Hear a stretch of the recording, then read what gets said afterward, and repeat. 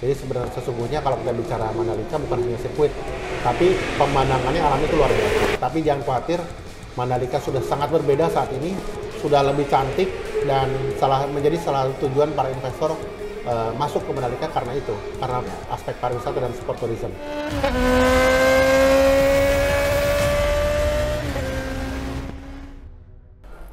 Selamat sore, saya Troy Waroka, saya Direktur Komersial dari ITDC dan saat ini juga menjabat sebagai Chairman dari MotoGP atau tepatnya Pertamina of Indonesia GP 2024 Mandalika, dan juga saat ini sedang berlangsung Asia Road Racing di sirkuit Pertamina Mandalika.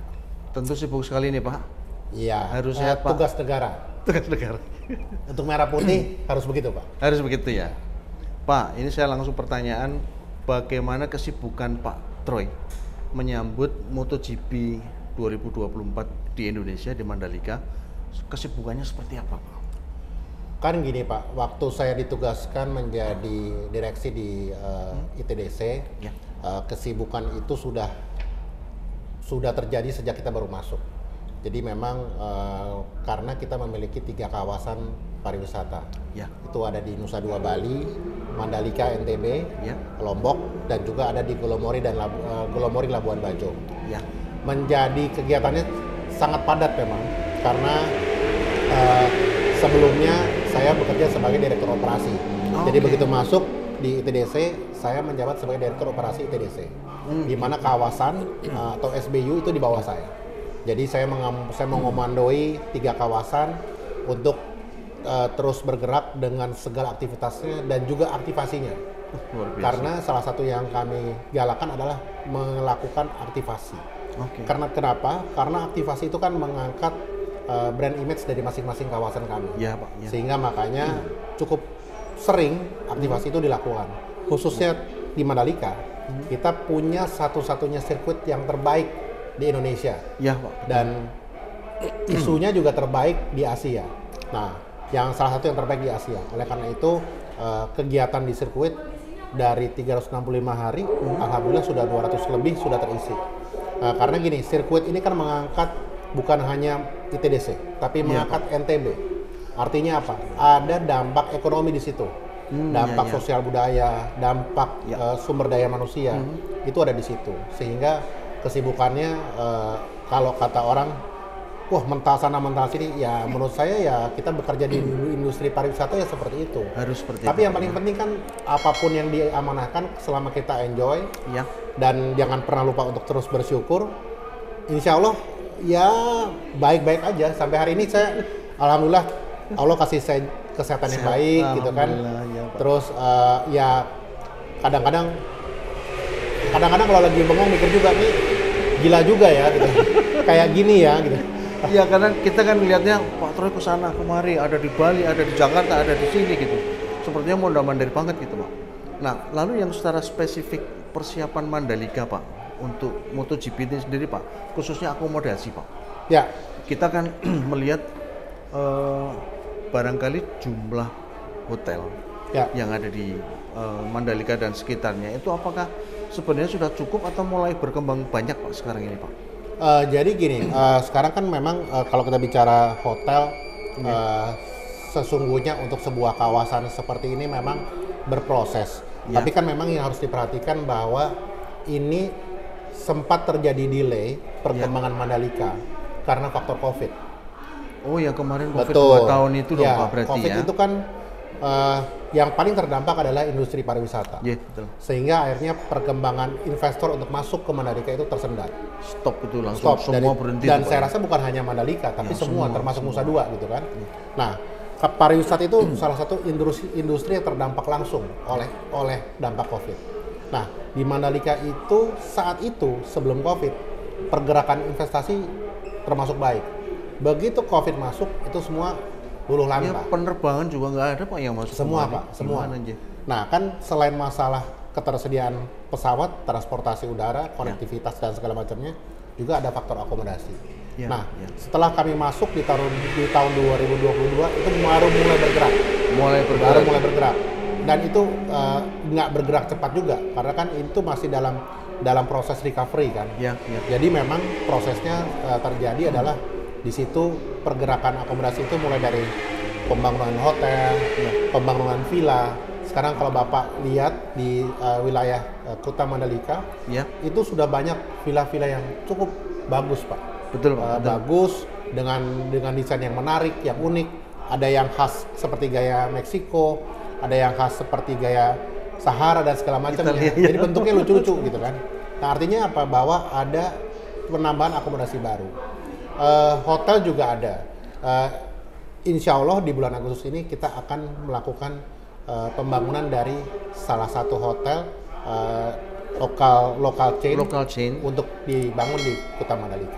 Keren. Jadi memang kalau kita bicara hotel, saya harus bilang tingkat ketersediaannya memang belum memenuhi ekspektasi untuk semua tertampung. Iya, Tapi betul. itu akan bergerak.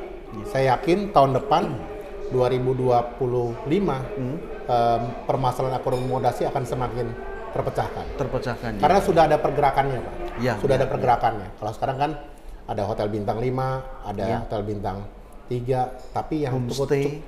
cukup membantu, Pak, adalah villa-villa. Villa-villanya. Villa-villa itu cukup membantu. Dan ada juga homestay, tapi mungkin nggak terlalu banyak ya. Iya, iya. Jadi buat saya dengan keberadaan villa-villa yang baru itu sangat membantu akomodasi untuk MotoGP. Nah, Pak, sekarang ini kan di Jakarta dan Pulau Jawa dan sekitarnya itu kalangan otomotif sedang menggemari camper van, Pak. Ya, Jadi jeepnya dia dibikin camper van, bisa untuk camping atau mobil Ya. vannya yang besar Ya. itu. Nah, barangkali apakah ada ide atau terobosan dari ITDC ini untuk membuat semacam rest area luas yang diaspal bersih, kemudian diberi colokan-colokan listrik seperti yang di Eropa, itu mungkin nggak, Pak? Seperti di sini, Pak? sangat mungkin, Pak. Sangat mungkin. Kebetulan kami masih memiliki cukup banyak lahan Ya. dan harusnya bisa ya. Nah, memang kita sedang mengundang beberapa pihak untuk mencoba berkolaborasi untuk penyediaan akomodasi. Ya. Kita lihat, Pak, prosesnya bisa dilakukan atau tidak karena ini masih semua berproses. Ya, ya. Termasuk kami akan melibatkan perusahaan perkapalan milik negara yang memang menyediakan akomodasi berjalan. Nah, jadi kita karena itu pernah dilakukan di GP sebelumnya.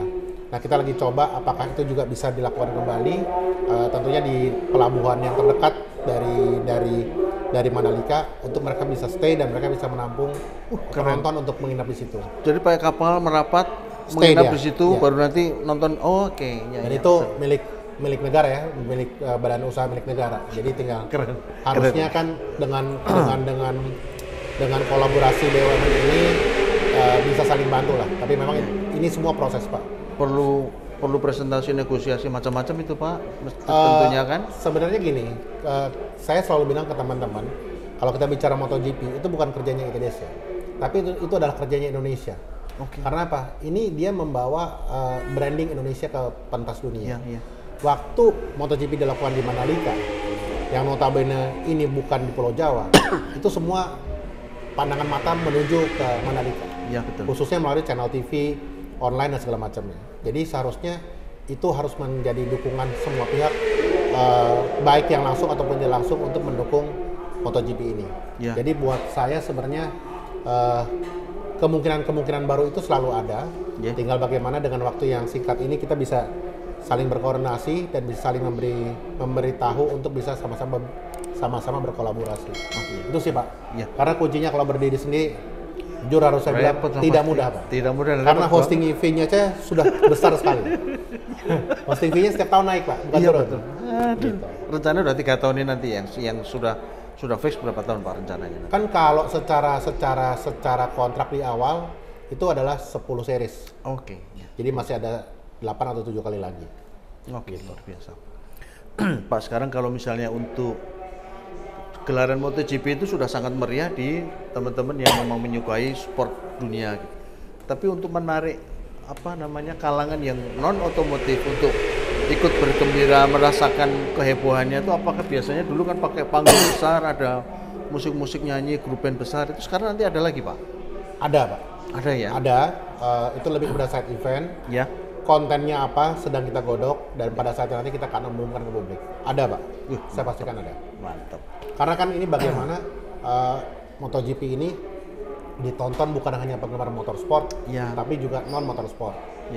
Kita harap bahwa karena ada alternatif tontonan harusnya membuat orang untuk yuk kita ke Mandalika kita lihat. Artisnya siapa nanti kita akan beritahukan kemudian. Tapi harusnya ada nasional ada internasional.